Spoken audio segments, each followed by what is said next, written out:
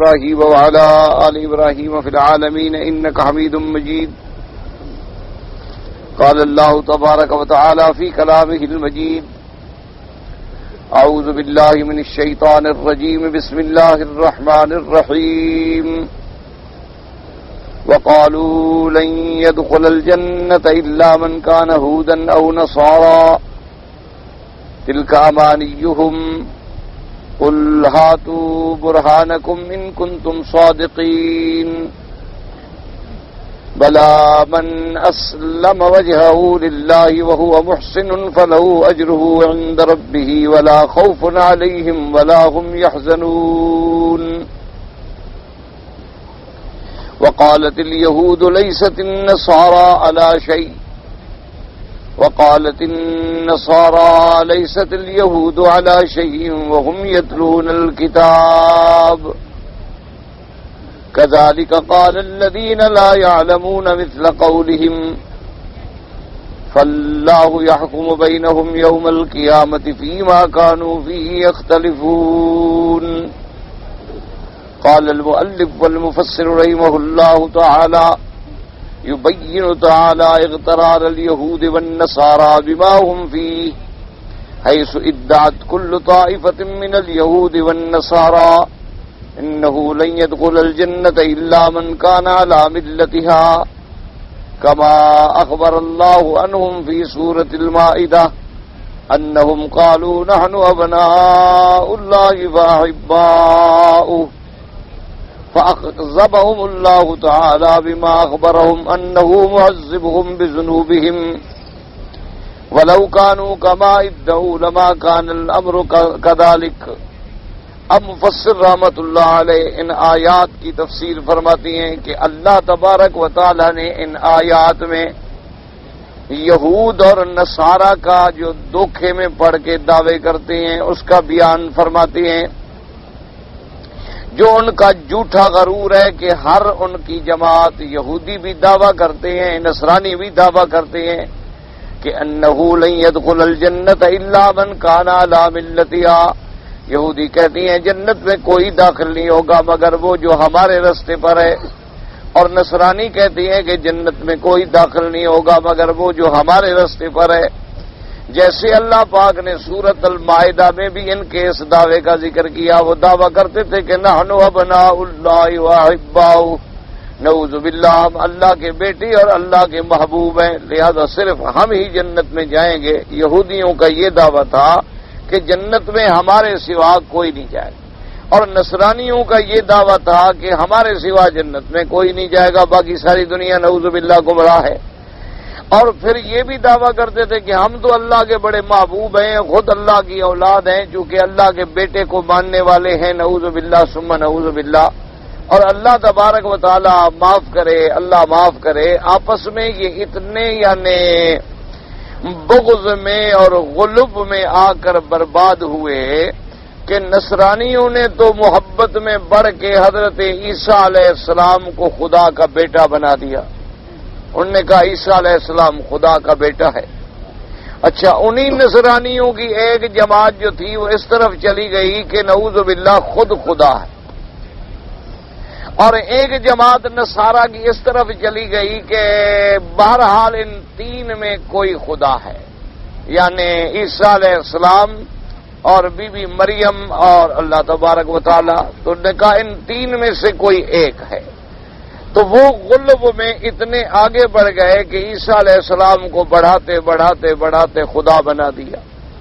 اور نصرانی دشمنی میں اتنے بڑھ گئے، یہودی دشمنی میں اتنے بڑھ گئے نعوذ باللہ کہ انہوں نے کہا عیسیٰ علیہ السلام تو خود حلال کی اولاد بھی نہیں ہے. اللہ معاف فرمائے، انہوں نے کہا تو یوسف النجار کا بیٹا ہے.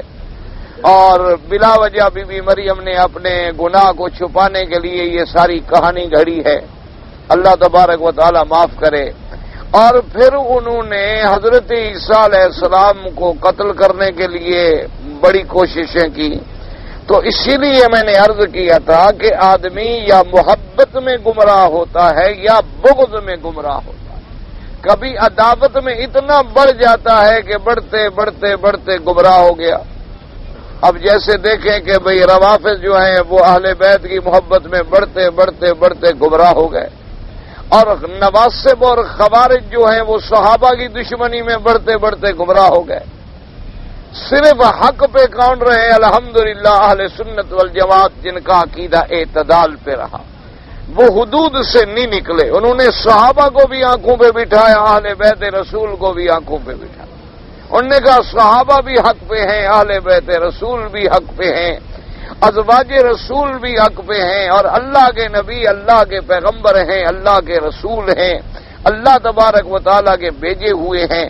تو اس لیے اللہ نے ان آیات میں بیان فرمایا کہ یہ ایسے دھوکے میں پڑے ہوئے ہیں کہ دعویٰ کرتے ہیں کہ ہمارے بغیر کوئی جنت میں جائے گا ہی نہیں۔ اور اسی طرح دیکھ لیں، اللہ معاف کرے، آج بھی جو جاہل جس غلط عقیدے پہ کھڑا ہے وہ سمجھتا ہے بس میں ہی جنتی ہوں، باقی سارے گمراہ۔ آج بھی یہی حال ہے ہمارا کہ جتنے ہمارے بعد جاہل جو ہیں بیچارے، اللہ معاف کرے، بدعت میں پکے ہو گئے، وہ سمجھتے ہیں اسی میں نجات۔ جو آدمی قبر پہ سجدے کرنے کی عادت بن گئی ہے بس وہ اسی میں نجات سمجھتا ہے، وہ کہتے ہیں ان کے بغیر ہمارا چھٹکارا ہی نہیں۔ اسی طرح جن لوگوں کا جو مزاج بن گیا، وَلِلنَّاسِ فِيمَا يَعْشِقُونَ مَذَاهِبُ، جس نے جو رستہ اختیار کر لیا بس اسی کو پکڑ کے کھڑا۔ ورنہ ایک چھوٹی سی عقل کے ساتھ بھی بات سمجھ آ سکتی ہے کہ بھئی ایک آدمی جب خود موت تو آ گئی، جب خود ہمارے کندھوں پہ سوار ہو کے قبر میں پہنچ گیا، وہ کیسے نفع نقصان کا مالک بن سکتا؟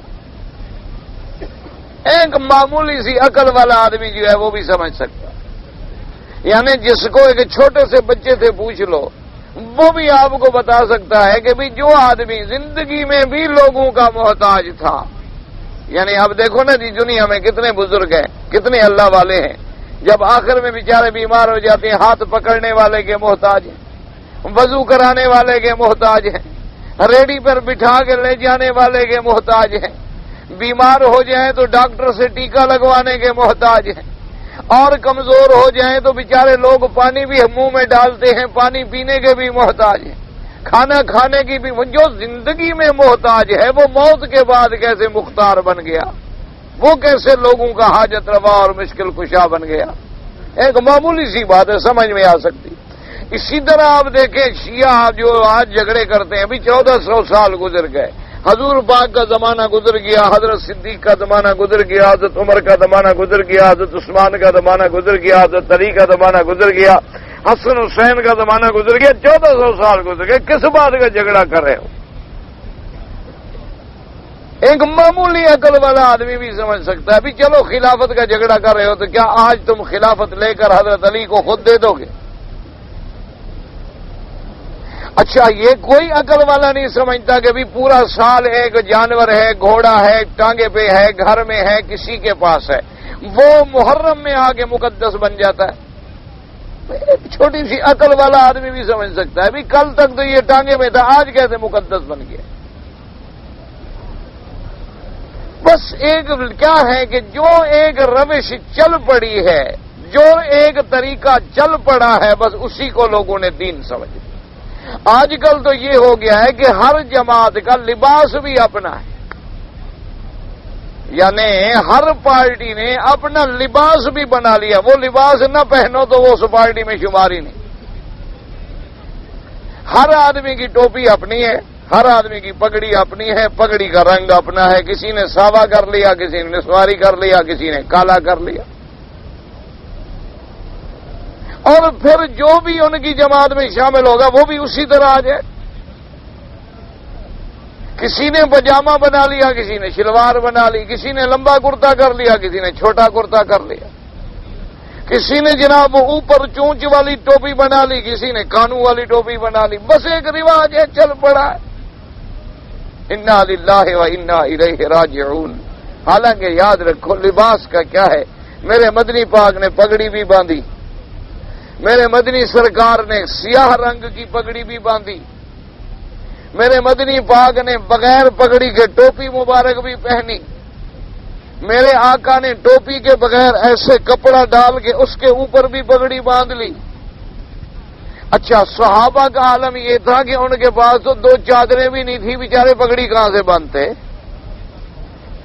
ان کے پاس تو 2 چادریں بھی مشکل سے پوری ہوتی تھی، اور وہ چادریں بھی کیا ہوتی تھیں؟ کسی کو بوری کی مل گئی، کسی کو ٹاٹ کی مل گئی، کسی کو کوئی بوسیدہ، کسی کو مال غنیمت میں کوئی چیز مل گئی، کسی کا کرتا کیسا مل گیا، کسی کو کیسا مل گیا۔ لباس کا کیا معنی ہے؟ اللہ تو دلوں کو دیکھتے ہیں۔ اگر صرف ہمارے ظاہری اعمال سے بخشش ہوتی تو پھر تو اللہ معاف کرے، بڑی بڑی داڑیاں تو سکھ بھی رکھ لیتے ہیں، بڑی بڑی داڑیاں تو یہودی بھی رکھ لیتے ہیں، لیکن ان کی داڑھی جو ہے وہ سنت محمد مصطفیٰ نہیں، اور مسلمان کی داڑھی جو ہے وہ اتباع سنت محمد مصطفیٰ ہے۔ دونوں میں فرق ہے۔ اس لیے دعا کریں کہ اللہ ہمیں قرآن اور حدیث کی سمجھ عطا فرمائے، اللہ تبارک و تعالی ہمیں صحیح علماء اور صحیح بزرگوں کی صحبت نصیب فرمائے، اللہ تبارک و تعالی ہمیں صحیح طریقے سے اپنی رضا کے کام کرنے کی توفیق دے۔ ورنہ جو آدمی جس جگہ میں پکڑ کے کھڑا ہو گیا ہے نا جی، آج بھی آپ یہودیوں کو ملے وہ کہیں گے مسلمان گمراہ ہیں ہم حق پہ، آج بھی آپ نصرانیوں کو ملیں وہ کہیں گے جی مسلمانوں کا کیا، یہ تو گمراہ قوم ہے، ان کا تو کام ہی صرف یہ گوشت کھاتے ہیں، عورتیں رکھتے ہیں، بس السلام علیکم، اور ان کا کیا کام؟ ان کا تو کام یہ ہے کہ گوشت کھاؤ، لڑائی کرو، جھگڑے کرو، لوگوں کی عورتوں سے شادیاں کرو، بس ان کا تو کام صرف اتنا ہے، ورنہ مسلمان ترقی نہ کر جاتے۔ وہ کہتے ہیں جناب یہ کیسے مسلمان ہیں؟ جھوٹ ان کے اندر ہے۔ ایک آدمی نے باقاعدہ کتاب میں لکھا، اس نے کہا کہ جب میں نے ان مسلمانوں کو دیکھا تو میں اسلام لانے کا ارادہ میں نے بدل دیا۔ انہوں نے کہا کیا وجہ ہے؟ اس نے کہا کہ میں نے ان کو اپنی آنکھوں سے دیکھا ہے، خنزیر کا گوشت ہوٹلوں میں یہ کھاتے ہیں، شراب یہ پیتے ہیں، زنا یہ کرتے ہیں، اور عورتوں کے ساتھ ڈانس اور ناچ یہ کرتے ہیں، بے پردہ ان کی عورتیں باہر پھرتی ہیں، سکرٹ پہن کے ان کی عورتیں بازاروں میں جا کے شاپنگ کرتی ہیں، ان کے گھروں میں گندی فلمیں چلتی ہیں، ان کے گھروں میں حلال حرام کی کوئی قید نہیں، بینکوں کے ساتھ یہ معاملہ کرتے ہیں، یہ کیسا پھر اسلام ہے؟ ان کا ہمارا پھر فرق کیا ہے؟ پھر دنیا کا کام ہے، یہ بھی کر رہے ہیں ہم بھی کر رہے ہیں، جو محنت کرے گا وہ ترقی کر جائے گا، جو محنت نہیں کرے گا وہ ذلیل ہو جائے گا۔ پھر ان کے کوئی مذہب کی بات سچی ہوتی تو یہ اپنے مذہب پہ کیوں نہیں چلتے؟ تو اس لیے ہمیشہ یاد رکھیں، اللہ تبارک و تعالی سے سب سے بڑی چیز کیا ہے کہ آدمی اپنے مالک سے دعا مانگے کہ مولا ہماری ہدایت کے فیصلے فرما دے، اور اللہ تبارک و تعالی ہمیں صراط مستقیم پہ چلا۔ اس لیے اللہ نے فرمایا کبھی یہ دعویٰ کرتے ہیں ہم اللہ کے دوست ہیں، یہ سب ان کے جھوٹے دعوے ہیں، اگر ایسا ہوتا تو پھر ہم ان کو عذاب کیوں دیتے؟ وَرَدَّ عَلَيْهِمْ تَعَالَى فِي ذَلِكَ، اور اس کے بعد فرماتی ہیں وَكَمَا تَقَدَّمَ مِنْ دَعْوَاهُمْ، اور کبھی یہ دعویٰ کرتے ہیں لَن تَمَسَّنَا النَّارُ إِلَّا أَيَّامًا مَّعْدُودَةً، اور کبھی یہ دعویٰ کرتی ہیں کہ ہم جہنم میں نہیں جائیں گے مگر چند گنتی کے دن۔ کبھی تو کہتے ہیں کہ ہم جہنم میں جائیں گے نہیں، کبھی کہتے ہیں اگر کبھی گئے بھی نا تو بس تھوڑے سے دن، جتنے دن ہمارے باپ دادا نے بچڑے کا پوجا کیا تھا نا اتنی دن ہم جہنم میں جائیں گے، بس باقی ختم۔ ثم ينتقلون إلى الجنة ورد عليهم تعالى في ذلك وهكذا قال لهم في هذه الدعوة التي ادعوها بلا دليل ولا حجة ولا بينة۔ اللہ پاک نے وہاں بھی ان کا رد بیان کیا، اور اس صورت مبارکہ میں جو انہوں نے دعویٰ کیا ہے کہ ہم جنت میں داخل ہوں گے، حالانکہ نہ کوئی دلیل ہے، نہ کوئی حجت ہے، نہ کوئی برہان ہے، یہاں بھی اللہ پاک نے ان کا رد کیا اور فرمایا تلک اوانیہم وقال ابو العالیۃ امانی تمنوها علی اللہ بغیر حق۔ اللہ پاک نے فرمایا ان کی یہ جھوٹی امیدیں ہیں جو ان نے بغیر کسی استحقاق کے اللہ پہ لگا رکھی ہیں۔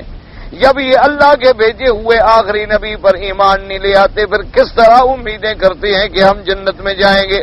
وقد قال قتادہ والربیع بن انس ثم قال تعالی قل اے یا محمد صلی اللہ علیہ وسلم ہاتوا برہانکم قال ابو العالی مجاہد والصدی والربیع بن انس حجتکم وقال قتادہ بینتکم علی ذلک۔ اللہ نے فرمایا میرے مدنی صلی اللہ علیہ وسلم آپ ان یہود و نصارہ کو چیلنج کریں جو تم دعویٰ کرتے ہو، دلیل لے آؤ اس پر۔ ہاتوا برہانکم، تمہارے پاس کوئی حجت ہے، تمہارے پاس کوئی گواہی ہے، تمہارے پاس کوئی دلیل ہے تو لے آؤ کہ تم صرف جنت میں جاؤ گے۔ ان کنتم صادقین فیما تدعونہ، اگر تم اپنے دعوے میں سچے ہو تو جب اتنا بڑا دعویٰ کرتے ہو کہ جنت میں ہم جائیں گے تو اس پر کوئی دلیل بھی تو ہونی چاہیے۔ ثم قال تبارک و تعالی بلا من اسلم وجهه لله وهو محسن من اخلص العمل لله وحده لا شریک له۔ اللہ نے فرمایا یاد رکھو نہ یہودیت پہ ہے نہ نصرانیت پہ ہے، نہ صرف مسلمان کہلانے سے ہے، بلکہ جنت میں جانے کا حقدار صرف وہ ہوگا جس نے اپنے آپ کو اللہ کے سپرد کر دیا، جو صحیح معنوں میں مخلص مسلمان بن گیا، اللہ تبارک و تعالیٰ کی توحید کا عقیدہ رکھا اور اسی کی ذات کے لیے خالص عمل کرتا رہا۔ اس لیے فرماتے ہیں وَإِنْ حَاجُّوكَ فَقُلْ أَسْلَمْتُ وَجْهِي لِلَّهِ وَمَنِ اتَّبَعَنِي۔ اللہ نے فرمایا میرے مدنی اگر آپ سے یہ جھگڑا کریں تو آپ ان کو واضح کھلی بات کہہ دیں کہ میں نے تو اپنے آپ کو اللہ کے سپرد کر دیا ہے، ہم تو اللہ تبارک و تعالیٰ کے حکم کے پابند ہیں، اور جو میرے تابع ہیں وہ بھی اللہ تبارک و تعالیٰ کے پابند ہیں، احکام کی اطاعت کرنے والی ہیں۔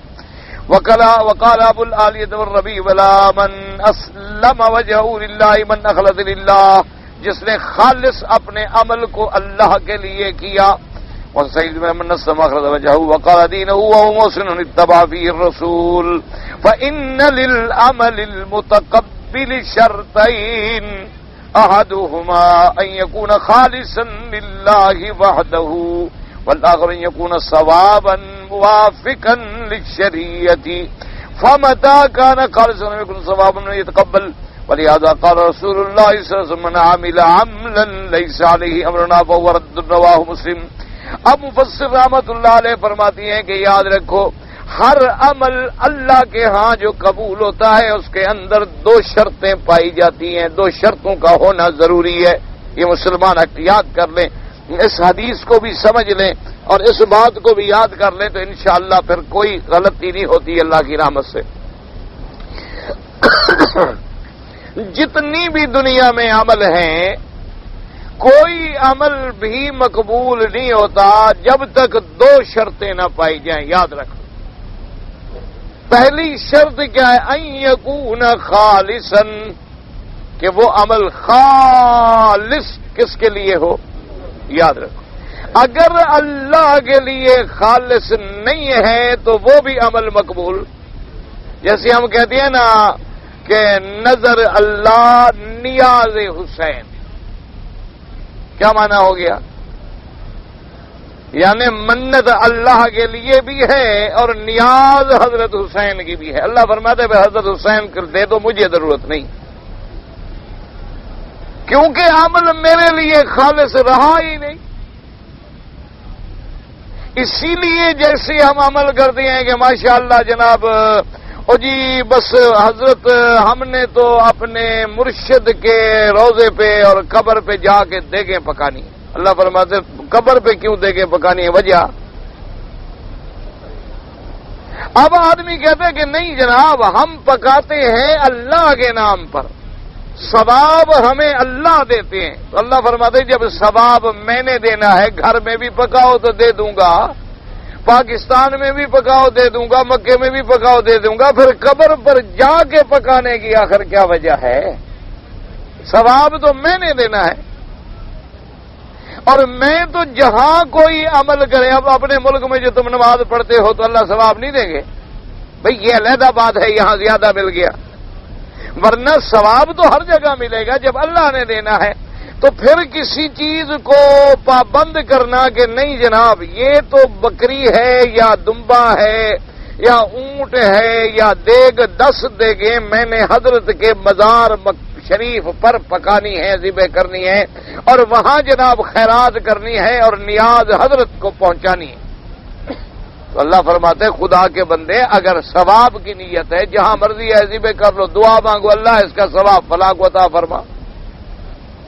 اب جو تم وہاں کھینچ کے لے جا رہے ہو اس کی وجہ کیا ہے کہ جیسے اللہ کی قربانی جو ہے حج کی بکری بغیر حرم کے قبول نہیں ہوتی، وہاں تیرے دماغ میں شیطان نے کانٹا ڈالا ہے کہ یہ خیرات بھی بغیر قبر کے قبول نہیں ہوتی تاکہ خدا کے ساتھ شرک پیدا ہو۔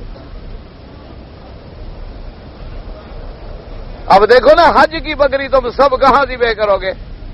مینا میں انشاءاللہ، دعا کرو اللہ نصیب کرے۔ تمام بکریاں مینا میں یعنی حرم میں ہوں گی، چاہے مکے میں ہوں، مینا میں ہوں، کعبہ شریف کے قریب ہوں، دور ہوں، حد حرم میں ہوں۔ تو اب اگر ہم حج کی بکری مینا کے بجائے کسی اور جگہ ذبح کریں تو قبول نہیں ہوگی، کیونکہ یہ حضور نے فرما دیا، اللہ نے فرما دیا، ہدین بالغ الکعبہ ان یبلغ الہدی محلہ، کہ میرے نام کی جو بکری ہے میرے مقام پہ پہنچاؤ۔ تو اب چونکہ اللہ کے نام کی بکری اللہ کے گھر میں پہنچائی جا رہی تھی تو شیطان نے شرک کیسے کروائے؟ وہ کہتے ہیں ٹھیک ہے، اللہ کے نام والی اللہ کے گھر، پیر کے نام والی پیر کے گھر، یہ آ گیا شرک۔ اب عمل خالص نہ رہا، اسی سے روکو، کہیں گے جی وہاں بھی ہیں جی خیرات سے روکتے۔ وہ خدا کے بندے، یہاں رمضان میں رہے ہو، ایمان سے کہو، قدم قدم پہ سفرے بچھے ہوئے تھے، لوگ پکڑ پکڑ کے کہتے تھے بھی افطار ہمارے ساتھ کرو، کہتے تھے کہ نہیں کہتے تھے؟ اگر خیرات منع ہوتی تو یہ نجدی علماء سارے نہ روک دیتے کہ بابا یہ کیا خیرات، خیرات تو منع ہے۔ باہر گاڑیوں کی گاڑیاں بھری ہوئی، آپ نے نہیں دیکھا ہے کوئی دہی تقسیم کر رہا ہے، کوئی دودھ تقسیم کر رہا ہے، کوئی کھجور تقسیم کر رہا ہے، کوئی روٹی تقسیم، تو معلوم یہ ہوا خیرات منع نہیں، لیکن جب خیرات میں اللہ کے ساتھ ہم تھوڑا کسی اور کا پیر مرشد کا جوڑ لگاتے ہیں وہی شرک آ جاتا، وہ عمل خالص نہیں رہتا اللہ کے لیے، اور عمل میں شرط ہے کہ خالص ہو اللہ کے لیے، اور دوسری شرط کیا ہے؟ ان یکون ثوابا، کہ اللہ کے لیے بھی ہو، ثواب بھی ہو۔ ثواب کیا معنی؟ یعنی موافقا لشریعت رسول اللہ صلی اللہ، کہ وہ عمل اللہ کے لیے بھی ہو اور سنت محمد مصطفیٰ کے مطابق بھی ہو۔ اللہ فرماتا ہے بڑا عمل ہے لیکن میرے مدنی کی سنت کے مطابق نہیں، میں قبول نہیں کروں گا۔ بس یہ دو باتیں یاد رکھ لو کہ جو بھی عمل ہو کس کے لیے ہو؟ اللہ کے لیے ہو، اور کس کے طریقے کے مطابق ہو؟ محمد الرسول اللہ۔ اب دیکھو کعبہ شریف کے کتنے کونے ہیں؟ 4 ہیں۔ ان 2 کونوں کو ہاتھ لگاتے ہو؟ کیوں؟ ایک موٹی بات یاد رکھ لو، سمجھ لو، دین سمجھنا مشکل نہیں۔ رکن یمانی پہ ہاتھ لگاتے ہو، حجر اسود پہ بوسہ دیتے ہو، رکن عراقی رکن شامی پہ نہ ہاتھ لگاتے ہو، نہ اشارہ کرتے ہو، نہ بوسہ دیتے ہو۔ وجہ کیا ہے؟ وہاں ہاتھ لگایا محمد الرسول اللہ نے، وہاں بوسہ دیا میرے مدنی سرکار نے، اور یہاں میرے آقا نے نہ ہاتھ لگایا نہ بوسہ دیا۔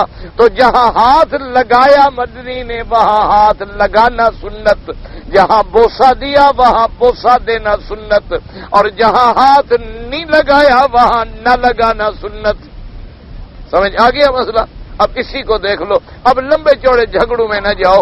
جو آدمی کہے کہ بھئی قبر شریف کا بوسہ جائز ہے، اس کو کہو بھی دکھا دو حضور پاک نے بھی کسی کی قبر کا بوسہ لیا۔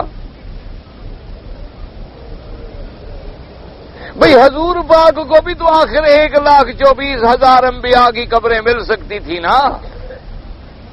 اپنے ابا دادا حضرت ابراہیم حضرت اسماعیل علیہ السلام کی قبریں جو نبی ہیں سارے، حضرت اسماعیل بھی نبی، ان کے بھائی اسحاق بھی نبی، ابا ابراہیم بھی نبی، پھر یعقوب بھی نبی، پھر یوسف بھی نبی، جن کے خاندان میں ہزاروں اللہ نے نبی پیدا کیے ہیں۔ بھئی اگر حضور نے بوسہ دیا ہے، اچھا چلو کوئی کہے جی حضور کی شان بڑی تھی، حضور کیوں بوسہ دیتے؟ بعض مولوی یہ بھی تو کہہ سکتے ہیں نا، وہ کہیں گے بھئی حضور کی تو تھی شان سب سے بڑی، تو حضور اپنے سے کم شان والوں کی قبر کو کیوں بوسہ دیتے؟ چلو حضور کی قبر مبارک کو بی بی فاطمہ نے بوسہ دیا ہو، بی بی عائشہ نے بوسہ دیا ہو، ابو بکر عمر عثمان و علی حسن حسین نے بوسہ دیا ہو، آمنا و صدقنا، جھگڑے ہی ختم، جھگڑے کی بات ہی ختم ہو گئی۔ حضور کی بیوی سیدہ خدیجہ الکبریٰ کی قبر ہے، اس کو کبھی آپ کی اولاد نے بوسہ دیا ہو؟ اس کے بعد حضور صلی اللہ علیہ وسلم کے صحابہ خلفائے راشدین کی قبریں، ابو بکر و عمر کی قبریں ہیں، عبداللہ ابن عمر، ان کے بیٹے موجود ہیں، ابو بکر کے بیٹے موجود ہیں، اولاد موجود ہیں، ماننے والے موجود ہیں۔ تو اب سمجھ کے آ گیا مسئلہ۔ حضور پاک نے ابا ابراہیم نے جس پتھر پہ کھڑے ہوئے اس مقام کو مصلی تو قرار دیا، لیکن اس پتھر کو بوسہ نہیں دیا، ہاتھ نہیں لگایا۔ یہ تو کہہ دیا کہ وہاں نماز پڑھو اس کے پیچھے۔ اچھا، وہاں نماز پڑھنے کا معنی یہ نہیں ہے کہ مقام ابراہیم کو سجدہ کرو۔ بعض جاہلوں کو یہ بھی تو مصیبت ہے نا، دھوکا ہو جاتا ہے۔ وہ کہتے ہیں دیکھو جی، پتھر جس پہ ابراہیم کے پاؤں لگے ہیں، جب اس کو سجدہ جائز ہے تو پیر سئی کی قبر کو جائز کیوں نہیں؟ وہاں تو خود پیر پورا موجود ہے، یہاں تو صرف پاؤں لگے ہیں۔ تو یاد رکھو وہاں سجدہ نہیں، سمجھو مسئلہ۔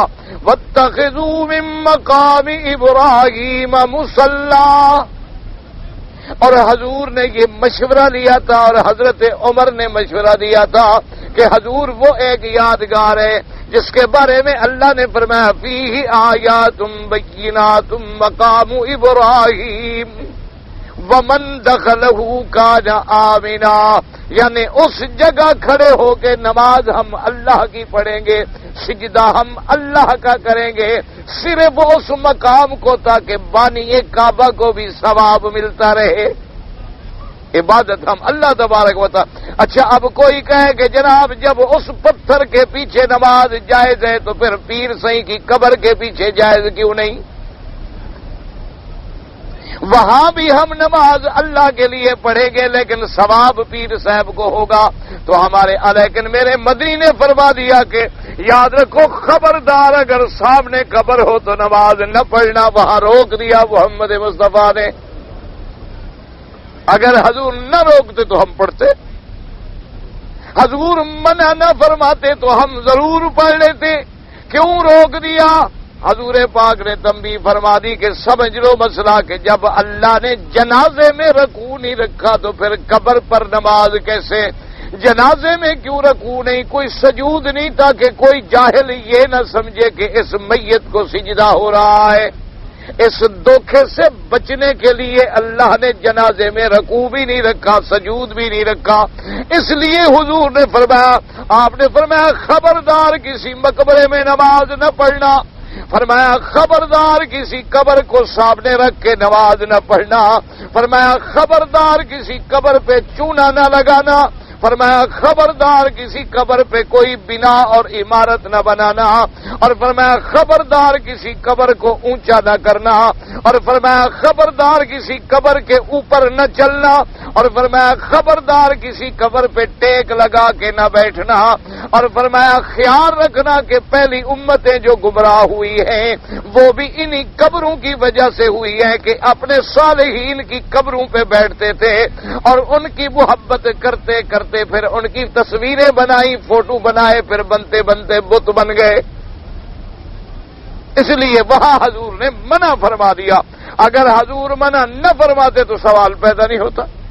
پھر کیا ہے؟ حضور نے فرمایا قبر کی زیارت کرو، ہم نہیں کرتے۔ السلام علیکم یا دار قوم مؤمنین انا انشاء اللہ بکم لاحقون انتم السابقون ونحن الاثر۔ اب سورج نکلے تو نماز نہ پڑھو، سورج ڈوب رہا ہے تو نماز نہ پڑھو، سورج سر پہ ہے تو نماز نہ پڑھو۔ کیوں؟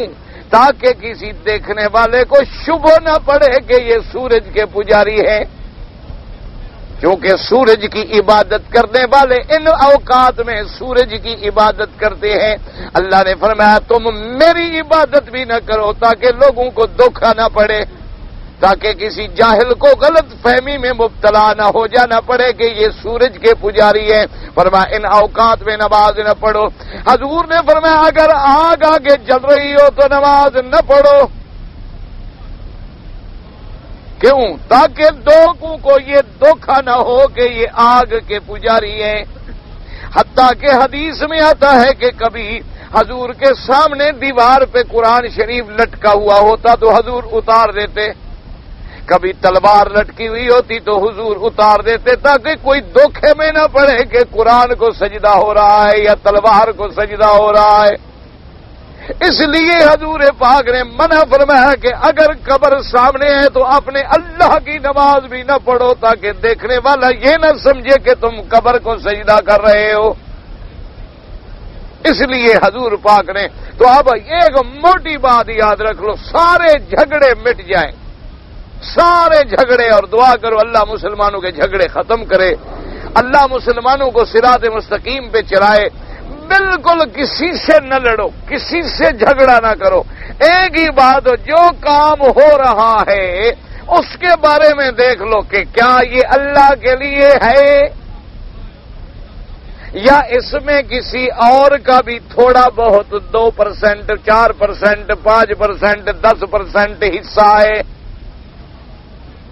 اگر کسی کا حصہ ہے تو یہی معنی ہے شریک بنانے کا، بس اب عمل میں شرکت آ گئی، اللہ کے ہاں وہ عمل قبول نہیں، کیونکہ اللہ کے ہاں عمل قبول کون سا ہے؟ جو خالص۔ فادعوا اللہ مخلصین لہ الدین، فرمایا اسی کو پکارو، اسی کی عبادت کرو خالص، ذرا سی بھی میل نہ ہو۔ تیرے سونے میں محل آتی ہے تو سونا کھر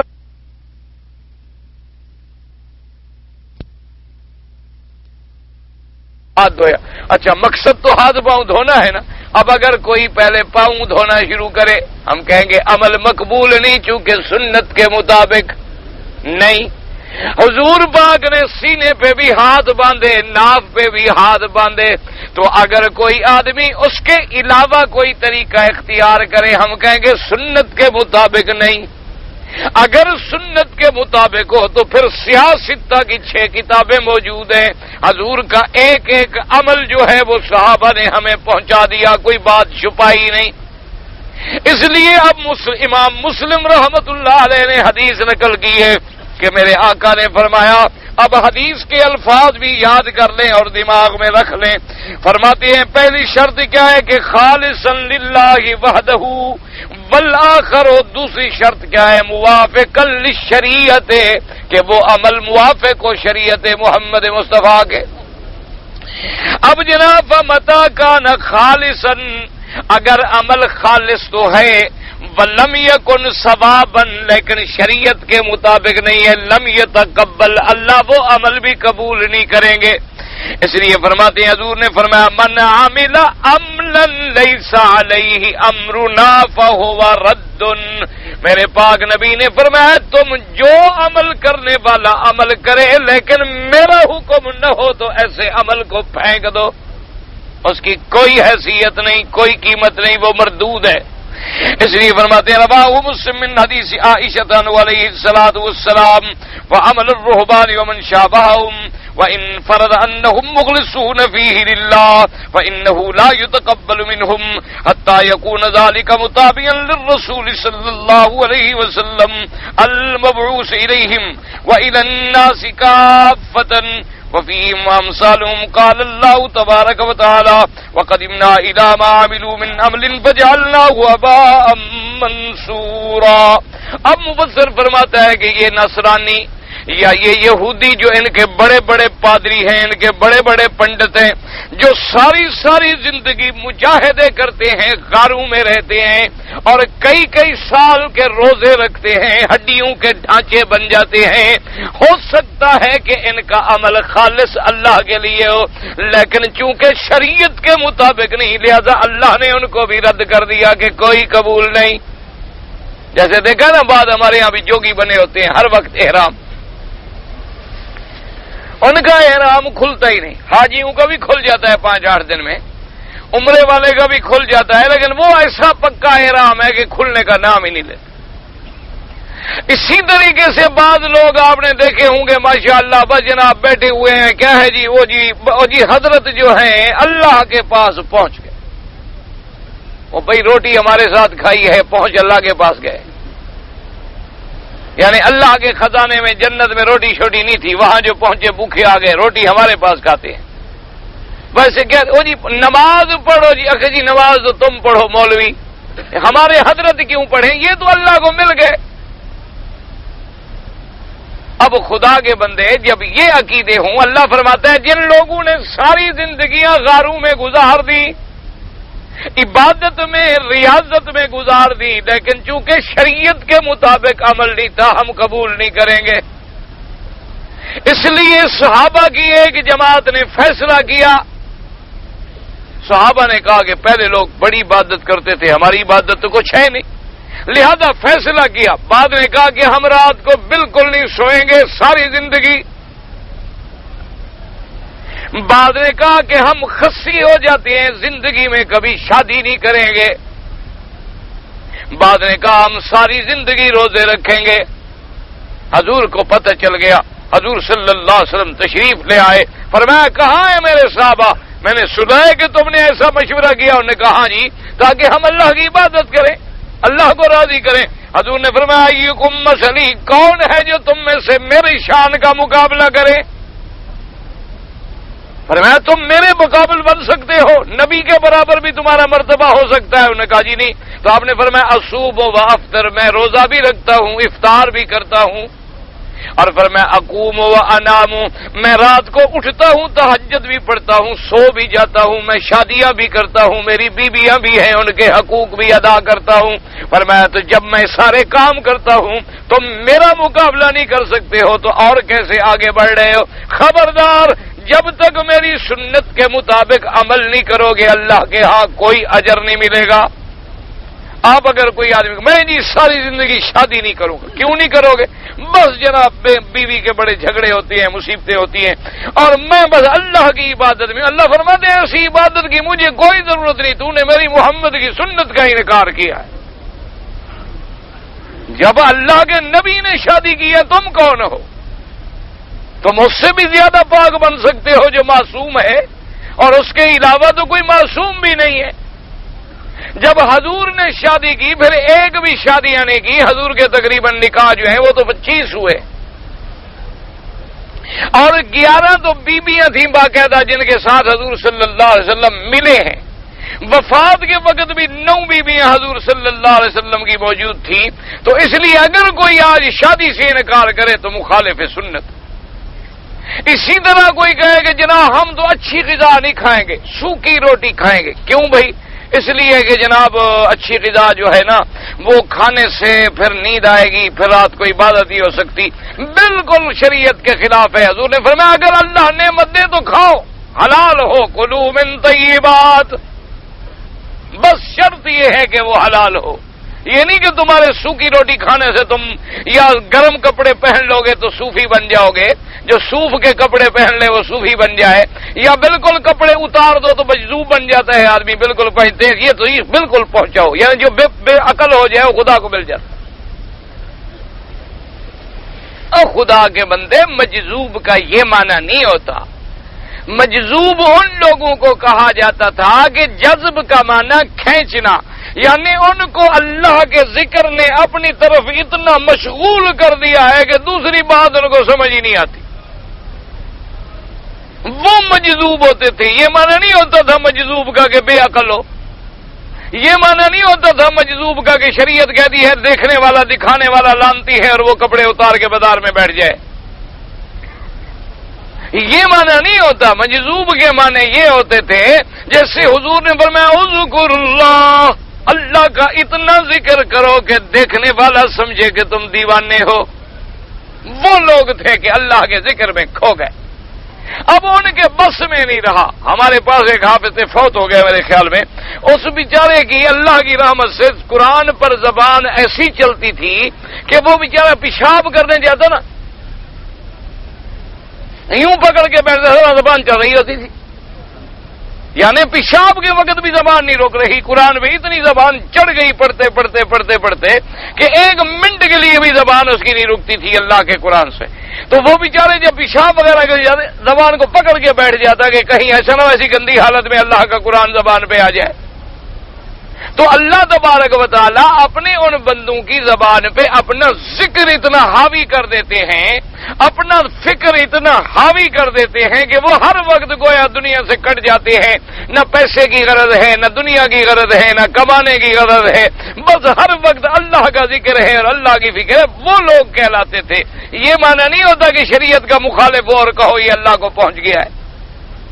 سب سے پہلی چیز ہے موافقت عمل، اس لیے اللہ نے فرمایا وَقَدِمْنَا إِلَىٰ مَا عَمِلُوا مِنْ عَمَلٍ، یہ لوگ جو شریعت انبیاء کے خلاف عمل کرتے ہیں، اللہ کے ساتھ شرک والے عمل کرتے ہیں، جب ان کے عمل ہمارے پاس آئے ہم نے ان کو ہوا منصورہ کر دیا کہ کوئی حیثیت نہیں، جیسے کیری بنا کے اڑا دو۔ وقال تعالی والذین کفروا اعمالهم كسراب بقيعة يحسبه الظمآن ماء حتى اذا جاءه لم يجده شيئا۔ اللہ نے فرمایا کافر مشرک جو عمل کرتے ہیں، عمل تو وہ بھی کرتے ہیں نا، وہ بھی بڑے بڑے مدرسے بناتے ہیں، بڑی بڑی بلڈنگیں بناتے ہیں، بڑے بڑے خیراتی ادارے بناتے ہیں، فرمایا ان کے عمل کی مثال ایسے ہے جیسے عین گرمی کے وقت میں کسی پیاسے آدمی کو دور سے نظر آتا ہے کہ تالاب ہے، پانی ہے، لیکن ہوتا سراب ہے۔ جب وہ وہاں پہنچتا ہے دیکھتا ہے کوئی پانی نہیں، پھر آگے نظر آتا ہے، پھر دوڑ پڑتا ہے، پھر آتا ہے، پھر کچھ نہیں۔ فرمایا اسی طرح ان کے عمل بھی ہے، ان کا بھی کوئی قیامت میں ذرے کے برابر فائدہ نہیں ہوگا، جتنے بھی عمل کرتے رہیں ان کی مثال بھی ایسی ہے جیسے سراب ہے۔ اس لیے فرماتے وجوہ یومئذ خاشعۃ عاملۃ ناصبۃ تصلی نارا حامیہ تسقی من عین آنیہ۔ اللہ نے فرمایا قیامت والے دن ایسے بھی چہرے ہوں گے جو جھکے ہوئے ہوں گے، انہوں نے بڑی بڑی محنتیں کی ہوں گی، بڑے بڑے عمل کیے ہوں گے، تکلیفیں کی ہوں گی، لیکن ان کا نتیجہ کوئی نہیں ہوگا۔ نتیجہ یہ ہے کہ ان کو آگ جہنم کی گرم میں اندر ڈالا جائے گا اور ایسے ایسے پانی پلایا جائیں گے جو جہنم کی آگ سے گرم کیے ہوئے ہوں گے۔ اللہ نے فرمایا وہ دنیا میں انہوں نے بڑی محنتیں کی، بڑی مشقتیں کی، بڑی تکلیفیں اٹھائیں، لیکن ان کا نتیجہ کوئی نہیں، کیونکہ عمل اللہ کے لیے نہیں تھا اور عمل شریعت کے موافق نہیں تھا۔ وَلَوْ أَنَّ عُمَرَ رضی اللہ تعالیٰ عنہ تَابَلَا فِي الرُّهْبَانِ كَمَا سِيَأْتِي وَأَمَّا إِنْ كَانَ الْعَمَلُ مُوَافِقًا لِلشَّرِيعَةِ فِي الصُّورَةِ الظَّاهِرَةِ وَلَكِنْ لَمْ يَخْلُصْ عَامِلُهُ الْقَصْدَ لِلَّهِ فَهُوَ أيضًا مردود على فاعله وهذا حال المرائين والمنافقين۔ اور اسی طرح مفسر رحمۃ اللہ علیہ فرماتے ہیں یہ بات بھی سمجھ لو کہ عمل ہے تو اللہ کے لیے ہے، تو شریعت کے مطابق، یعنی اب نماز پڑھ رہا ہے 2 رکعت نفل، ٹھیک ہے شریعت کے مطابق ہے، لیکن مقصد یہ ہے کہ لوگ دیکھیں کہ بڑا نمازی ہے، حج پہ آ رہا ہے، حج ہے تو شریعت کے مطابق، لیکن سمجھتا ہے کہ لوگ کہیں بڑا حاجی ہے، ہر سال ماشاءاللہ جی حج کرتا ہے، ہر سال عمرے پہ جاتا ہے، تو فرمایا یہ عمل بھی مردود ہے، چونکہ ریا آ گیا کہ عمل شریعت کے مطابق ہے لیکن خالص نہیں ہے۔ عمل خالص ہے شریعت کے مطابق نہیں تب بھی قبول نہیں، عمل شریعت کے مطابق ہے لیکن خالص نہیں تب بھی قبول نہیں، کیونکہ جس عمل میں ریا آ جائے، جس عمل میں شہرت، سبات، لالچ، غرض آ جائے، اس عمل کا بھی اللہ تبارک و تعالیٰ کے ہاں کوئی صلہ نہیں، کوئی اجر نہیں، تو عمل کب مقبول ہوگا؟ خالص اللہ کے لیے بھی ہو اور سنت مدنی پاک کے مطابق بھی ہو، پھر عمل جو ہے اللہ تبارک و تعالیٰ قبول فرمائیں گے۔ اس لیے فرماتے ہیں خدا نے فرمایا ان المنافقین یخادعون اللہ وهو خادعهم وَإِذَا قَامُوا إِلَى الصَّلَاةِ قَامُوا كُسَالَىٰ يُرَاءُونَ النَّاسَ وَلَا يَذْكُرُونَ اللَّهَ إِلَّا قَلِيلًا۔ اللہ نے فرمایا یہ منافق جو ہے نعوذ باللہ کیا چاہتے ہیں کہ اللہ کو دھوکہ دے رہے ہیں کہ اللہ بھی نہیں چاہتا، حالانکہ اللہ ان کو ان کے دھوکے میں ڈال رہے ہیں۔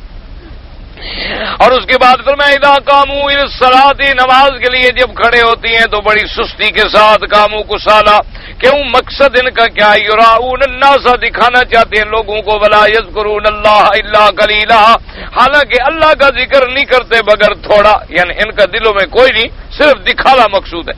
جیسے فرمایا فویل للمصلین المنافقین الذین هم عن صلاتهم ساہون الذین هم یراؤون ویمنعون الماعون. فرمایا ہلاکت ہے ان نماز پڑھنے والوں کے لیے جو نماز سے غفلت کرتی ہیں اور جو دکھاوے کے عمل کرتے ہیں اور جو چھوٹی چھوٹی چیزوں کو بھی روکتے ہیں، معمولی چیزیں جو عام لوگ دیتے ہیں اس کو بھی بخل کرتا ہے روکنے والا. اسی طرح فرمایا ولہذا قال تبارک و تعالی فمن کان یرجو لقاء ربہ فلیعمل عملا صالحا ولا یشرک بعبادت ربہ احدا. فرمایا جو آدمی یہ چاہتا ہے کہ میں اپنے رب کے سامنے رب کا لقاء مجھے حاصل ہو، عمل صالح کرے. صالح کا کیا معنی؟ شریعت کے موافق ہو اور اللہ کی ذات کے ساتھ کسی کو شریک نہ کرے، پھر وہ عمل جو ہے مقبول ہوتا ہے، چاہے وہ چھوٹا سا بھی عمل ہو، چاہے ایک دھیلا خیرات کرو لیکن اللہ کے لیے ہے اور شریعت کے مطابق ہے. اللہ تبارک و تعالی اس کا بدلہ اتنا بڑا دیتے ہیں جس کا ہم تصور بھی نہیں کر سکتے. واللہ تعالی اعلم وعلمہ اتم. یہ ایک دفعہ ہو گیا ہے کہ ایک بات پھر دینے کی پھاڑ دیا کرو بس.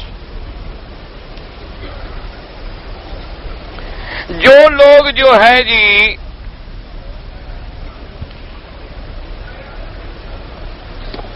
کہ اگر میں نے یہ کہا تھا کہ بھی ہر آدمی کوشش کرے کہ اس کی جماعت جو ہے اللہ کے حرم میں ہو، کوشش کرے، بات سمجھا کرو. میں نے یہ نہیں کہا تھا کہ اگر محلے کی مسجد میں پڑھے تو ادا نہیں ہوتی. تم نہ سمجھو تو میرا کیا گناہ ہے، بلکہ میں نے تو یہ کہا تھا کہ پورے حرم میں جہاں پڑھو گے اللہ 1,00,000 کا ثواب دے گا. لیکن جو اجر کعبے میں ہے اس کا تو کوئی مقابلہ کر ہی نہیں سکتا. اب اگر کوئی آدمی مجبور ہے یا دور ہے یا حالات ہیں وہ ہر نماز پہ حرم نہیں آ سکتا، کوئی بات نہیں، جو محلے کی قریبی مسجد ہے وہاں جماعت کے ساتھ نماز ادا کرو. اگر کوئی مسجد قریب نہیں ہے، تم 2-4 چند آدمی ہو، پھر بھی نماز جماعت کے ساتھ ادا کرو.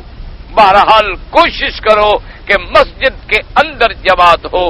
حدیث پاک میں آتا ہے ایک صحابی حضور کی خدمت میں حاضر ہوئے، انہوں نے کہا یا رسول اللہ میں آما ہوں نابینا ہوں ولیس لی قائد یقودنی، میرے پاس کوئی ہاتھ پکڑنے والا بھی نہیں جو مجھے مسجد میں لے جائے نماز کے لیے، تو میں گھر میں پڑھ لوں؟ آپ نے فرمایا ہاں پڑھ لو.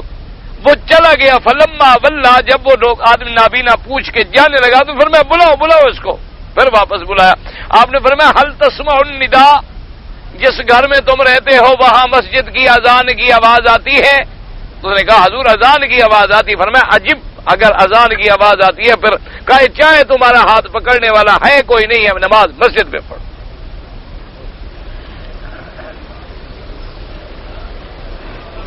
اگر کمرے میں ایک آدمی نماز پڑھ رہا ہے تو کیا دوسرا آدمی قرآن زور سے پڑھ سکتا ہے؟ نہیں، اس لیے کہ اس کی عبادت میں خلل نہ ہو. ویسے بھی حکم ہے کہ قرآن اتنی زور سے نہ پڑھا جائے کہ بلا وجہ لوگوں کو تکلیف ہو، اور ایسا اعتدال سے پڑھا جائے. اگر کوئی آدمی نماز پڑھ رہا ہے تو آپ اتنا آرام سے پڑھیں کہ تیری تلاوت بھی ہوتی رہے اور اس کی عبادت میں بھی خلل نہ ہو.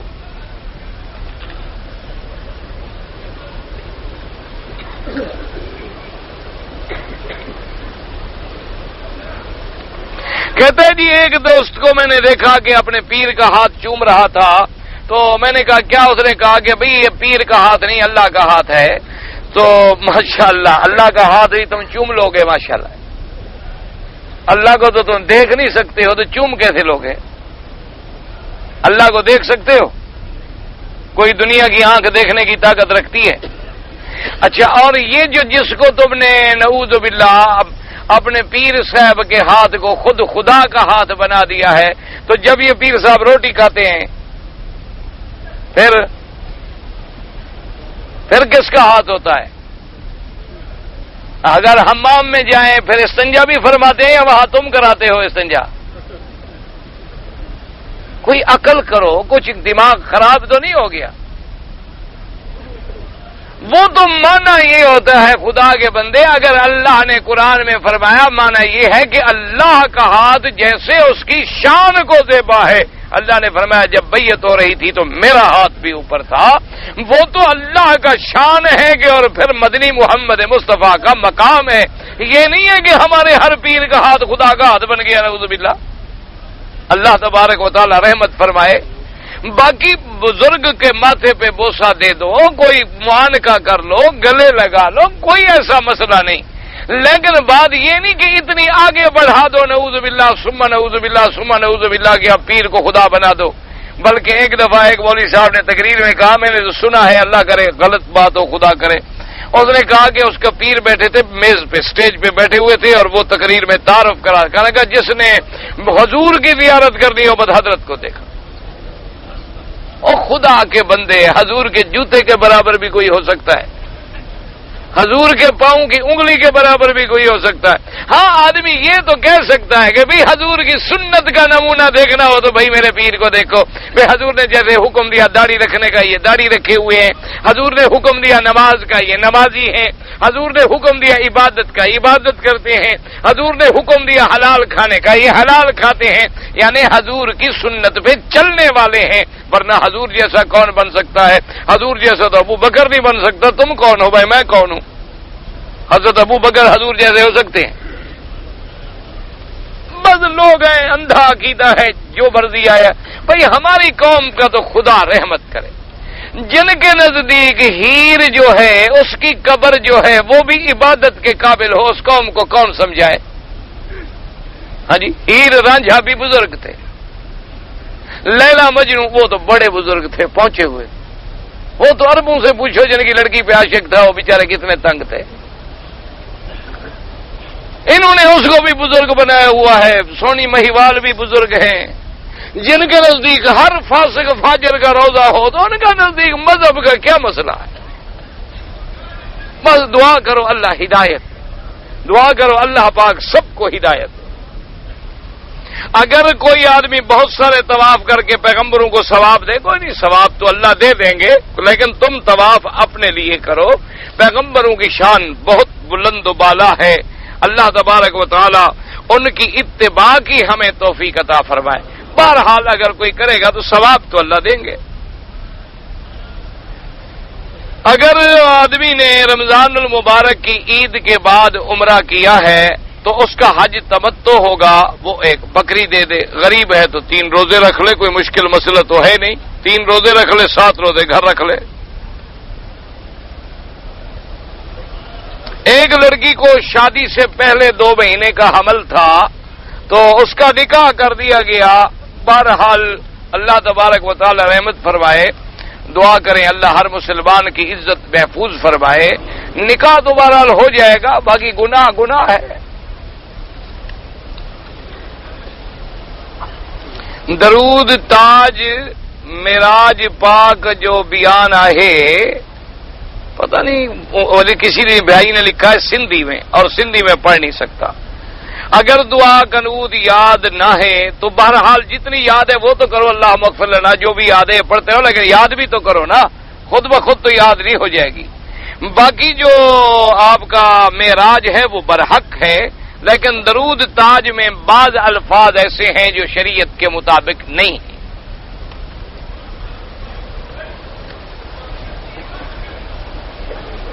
میں نے عمرہ کیا، طواف بھی کیا، صفا مروہ بھی دوڑا، لیکن سر نہیں مڈایا اور احرام کھول دیا، لیکن بعد میں اگر یاد آ گیا سر مڈا لیا تو ٹھیک ہو گیا، کچھ بھی نہیں ہوا۔ اگر بالکل سر نہیں مڈایا اور کپڑے پہن کے پھر رہے ہو تو سر بھی مڈاؤ اور پھر دم بھی پڑ گئی ایک بکری، اور غریب ہو تو پھر روزے رکھ لینا۔ حضور نے اپنی تمام زندگی مسجد قبلتین میں نماز پڑھے؟ بالکل نہیں، حضور نے ہمیشہ پہلے مسجد قباء میں، بعد میں مسجد نبوی میں۔ علامہ مودودی صاحب کیسا لوگ تھا؟ اچھا لوگ تھا، فوت ہو گیا، اللہ بخش کرے۔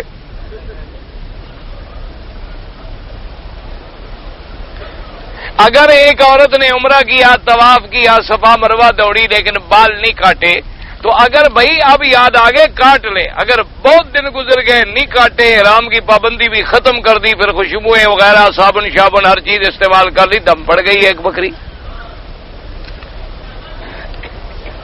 احرام کیا میں نے، لیکن میں نے بال تھوڑے کٹوائے، اگر 2-3 بال کاٹے ہیں تو پھر دم پڑ جاتی ہے۔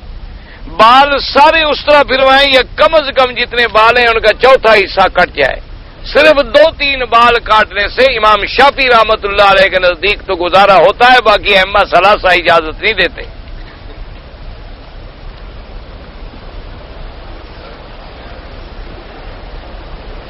مہربانی سے سننے والے ہم طالب علموں کو تنگ کرتے ہیں، بھی تنگ نہ کیا کرو، نہ تم ان کو تنگ کرو نہ وہ تمہیں تنگ کریں۔ دعا کرو اللہ صحت عافیت دے، اور ابھی انشاءاللہ تھوڑے دن رہ گئے ہیں، پھر انشاءاللہ تقریریں شروع ہوں گی، کرسی پہ بیٹھ جائیں گے، پھر کتابیں، چونکہ اب تو طالب ہوتے ہیں، یہ سب کتابیں کھول کے بزرگ داڑھی والے نیچے بیٹھے ہوں تو مجھے اچھا نہیں لگتا کہ میں اوپر بیٹھ جاؤں، تو انشاءاللہ تھوڑے دن رہ گئے، ایک دوسرے کو تکلیف نہ دیا کرو۔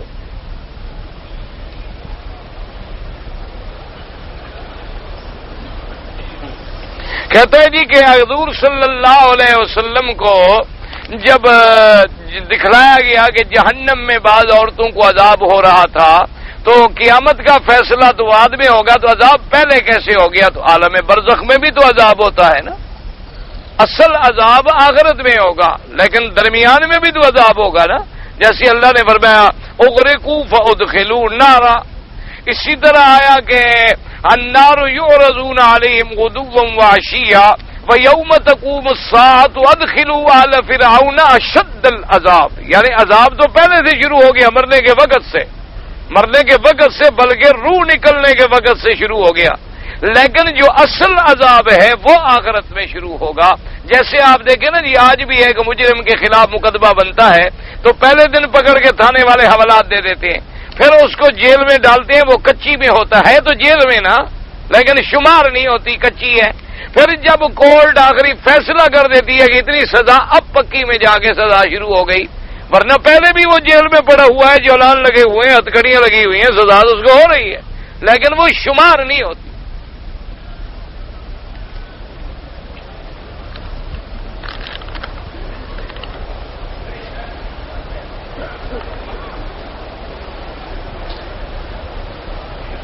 میں نے منت مانی تھی کہ اپنے بچے کو قرآن کا حافظ بناؤں گا، لیکن نہیں کر سکا۔ بہرحال توبہ کریں اور کوشش کریں اگر تمہارے بس میں ہے، اگر بس میں نہیں ہے، نہیں ہو سکا، اللہ معاف کرے۔ دم پڑ گیا ہے اور پیسے نہیں ہیں تو بہرحال آپ مجھے بعد میں مل کے پوچھ لیں کہ دم کیوں پڑا ہے۔ ہر بات پہ دم نہیں ہوتا، کبھی فدیے سے بھی گزارا ہو جاتا ہے، روزے سے بھی ہو جاتا ہے، صدقے سے بھی ہو جاتا ہے۔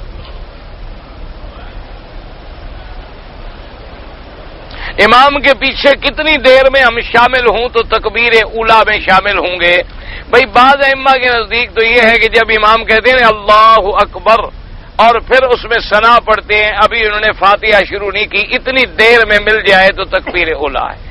اور بعض ائمہ کے نزدیک یہ ہے کہ جب تک امام سورت فاتحہ پڑھ کے ختم کرے غیر المغضوب علیہم ولا الضالین تو وہاں تک اگر شامل ہو جائے پھر بھی تکبیر اولا ہے، اور بعض ائمہ فرماتے ہیں رکوع تک بھی شامل ہو جائے تو تکبیر اولا ہے۔ بہرحال جتنی جلدی ہو کوشش کرے۔ عصر کی نماز کے بعد اگر میں عمرہ کرنے کے لیے گیا تو نفل نہ پڑھیں، بغیر نفل کے نیت کر لبیک اللہم لبیک آ جائے۔ اجنبی لڑکی اگر سلام کرے تو جواب دینا چاہیے، لیکن اس کو بھی سلام نہیں کرنا چاہیے اجنبی مردوں پر، اور تم بھی ایسا جواب نہ دو جو سنے، تو اس لیے کہ اجنبی لڑکی کے ساتھ ہاتھ ملانا بھی منع ہے۔ اگر پردے سے اس نے سلام کیا اور تم نے بھی جواب دے دیا تو کوئی بات نہیں، لیکن فتنے سے بچنا چاہیے۔ اس لیے حکم ہے کہ اگر کوئی غیر مرد بات کرے تو سختی سے بات کرو، نرمی کے ساتھ اختیار نہ کرو۔ ہم مکہ مکرمہ والے اگر مدینہ زیارت کے لیے جائیں تو واپسی پہ احرام باندھیں، بالکل باندھیں۔ عصر کے بعد میں نے بتا دیا، صبح کے بعد سورج نکلا ہو طواف کی نفل، امام ابو حنیفہ رحمۃ اللہ علیہ فرماتے ہیں سورج نکلنے کے بعد پڑھو۔ باقی ائمہ کے نزدیک حرم میں ہر وقت 2 رکعت طواف کی پڑھ سکتے ہیں۔ میں والدہ کی طرف سے حج کرنا چاہتا ہوں، میری والدہ کا انتقال ہو گیا ہے، تو آپ نے اگر اپنا حج کر لیا ہے تو جب حج قریب آ جائے تو اچھی طرح کسی عالم کے پاس بیٹھ کے مسئلے سمجھ لو، انشاءاللہ حج اللہ قبول کریں گے۔ والدہ کی طرف سے حج جائز ہے۔ میں نے اپنا علاج کرایا لیکن پیشاب اور مزی کے قطرے بند نہیں ہوتے، تو کیا میں احرام کی حالت میں نیچے انڈر ویئر پہن لوں؟ نہ پہنے، انڈر ویئر نہیں بند ہوتے، نہ ہوں آپ کوئی اور کپڑا باندھ لیں۔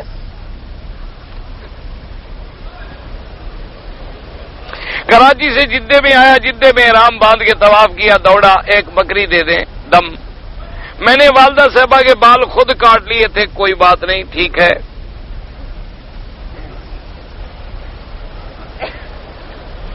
میں مسجد تنیم گیا، غسل کیا، مسجد میں داخل ہوا، یہاں سے احرام باندھ کے گیا تھا، چادریں باندھ کے گئے تھے۔ احرام جب تک نیت نہ کرو احرام تھوڑا شروع ہوتا ہے، ٹھیک ہو گیا، کوئی دم شب نہیں۔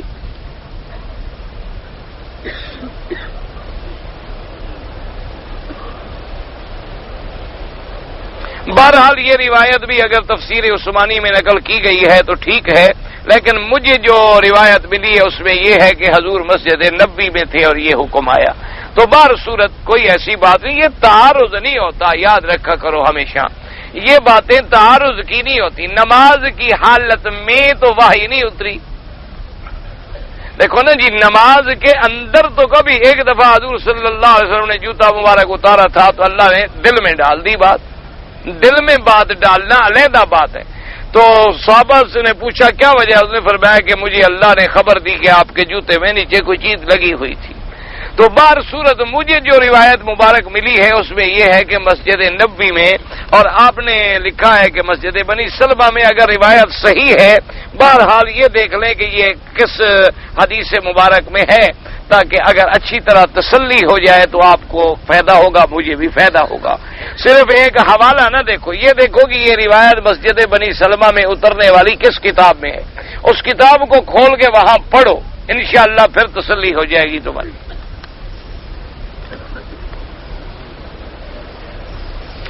جنت المعلا جنت البقیع میں 10 میتیں دفن کرتے تھے، پتہ نہیں جو گناہ گار ہے تو اس کو عذاب کیسے ہوتا ہے؟ عذاب اللہ دیتا ہے، تم دیتے ہو نہ۔ میاں بیوی اکٹھے سو رہے ہوتے ہیں، ایک آدمی خواب دیکھ رہا ہوتا ہے کہ مجھے جناب مار رہے ہیں، ڈنڈے مار رہے ہیں، بیوی کو پتہ بھی نہیں ہوتا، حالانکہ ایک بسترے پہ اکٹھے سو رہے ہو۔ ایک آدمی کو عذاب ہو رہا ہے، دوسرا کہتا ہے میں جناب باغ میں ہوں اور سیر کر رہا ہوں اور پھل کھا رہا ہوں، تو وہ حالانکہ ایک ہی بستر پہ اس کا اس کو پتہ نہیں، اس کا اس کو پتہ نہیں۔ تو اگر دنیا میں اللہ پاک ایسا کرنے پہ قادر ہیں تو عالم برزخ میں بھی قادر ہیں۔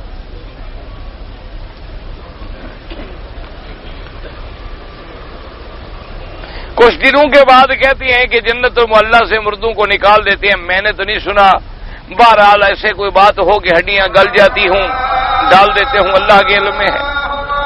اللہم صلی علی سیدنا محمد وعلی آل سیدنا محمد مبارک صلی اللہ علیہ وسلم۔ یا اللہ عالم اسلام پہ اپنی رحمت نازل فرما، عالم اسلام کی استقامت فرما،